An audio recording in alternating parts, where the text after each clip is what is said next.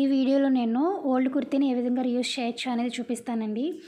ఈ వీడియో మాత్రం లాస్ట్ వరకు చూసిన తర్వాత మీరు ఈ టిప్ అనేది ట్రై చేయండి.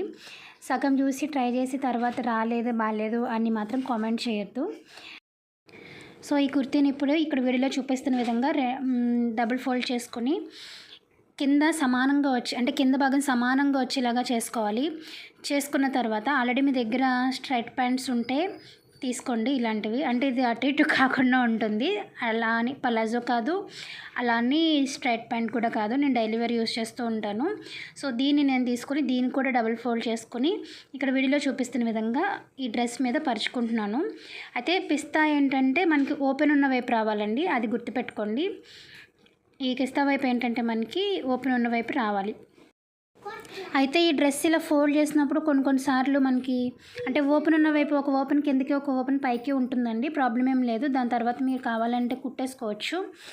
ఇప్పుడు పైన మడత కోసం నేను ఒక 1 inch extra 1 or 2 inches extra తీసుకున్నానండి. కిస్తా దగ్గర నుంచి కిందకి ఇక్కడ చూసారు కదా క్రాస్గా వచ్చింది. సో ప్యాంట్ ఎలా అయితే ఉందో అదేవిధంగా నేను ఒక 1 ఇంచ్ ఎక్స్ట్రా తీసుకుని కట్ చేసేసుకున్నాను.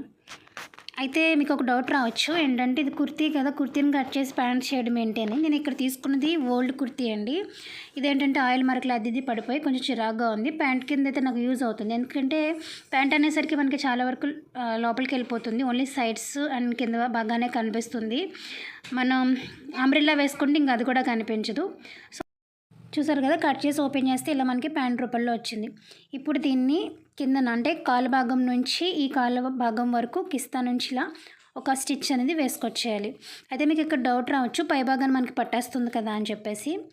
సో ఏంటంటే మనకి ఖర్చులు ఎక్కువ ఉన్న కుర్తీని మాత్రమే తీసుకోవాలండి. మన సైజు ఉండి కొంచెం ఖర్చులు ఎక్కువ ఉన్న కుర్తీ ఉంటే మాత్రమే తీసుకోండి. పర్ఫెక్ట్గా మన సైజు ఉంది, ఖర్చులు లేవు అంటే మాత్రం అవ్వదు.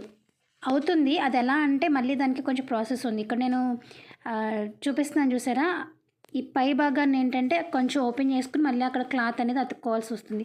అంటే మన పై భాగాన్ని కట్ చేసిన క్లాత్ మిగిలిన క్లాత్ ఉంది చూసారా, సో ఈ క్లాత్ అతుక్కోవాల్సి వస్తుంది. అప్పుడు మాత్రమే లూజ్ వస్తుంది. ఖర్చులు ఉంటే మాత్రం ఇంకా మీకు అవసరం అంటే మీకు ఒక 1.5 2 ఇంచెస్ ఎక్స్ట్రా ఖర్చు ఉందంటే ఖర్చు ఇప్పండి. నేను తీసుకున్న దానికైతే ఖర్చులు ఉన్నాయి. సో నేను ఉన్న ఖర్చులన్నీ ఇప్పేసానండి. ఇప్పేసిన తర్వాత నాకు లూజ్ అయింది కరెక్ట్గా. లూజ్ అయిన తర్వాత ఇక్కడ నేను వీడియోలో చూపిస్తున్న విధంగా అంటే ఇటు సైడ్ ఒక సైడ్ లెగ్ భాగం నుంచి ఇటు సైడ్ వరకు కుట్టు అనేది వేసుకురావడమే అండి. డబల్ కుట్టు వేసుకుంటే మనకి కొంచెం స్ట్రాంగ్గా ఉంటుంది. ఇలాంటి ఓల్డ్ కుర్తీస్ని ఇలా చేసుకోవడం వల్ల ఏంటంటే ఇంకా కొన్ని రోజులు మనం యూజ్ అనేది చేసుకోవచ్చు. కుర్తీ కింద యూజ్ చేయడానికి కొన్ని బాగోవు కదా, సో అలాంటివి కూడా మీరు దీన్ని ఈ విధంగా యూజ్ చేయొచ్చు. మళ్ళీ చెప్తున్నానండి, మీ సైజ్ కంటే కొంచెం పెద్ద సైజు మాత్రమే మనకి ఇది అవుతుంది, లేకపోతే అవ్వదు.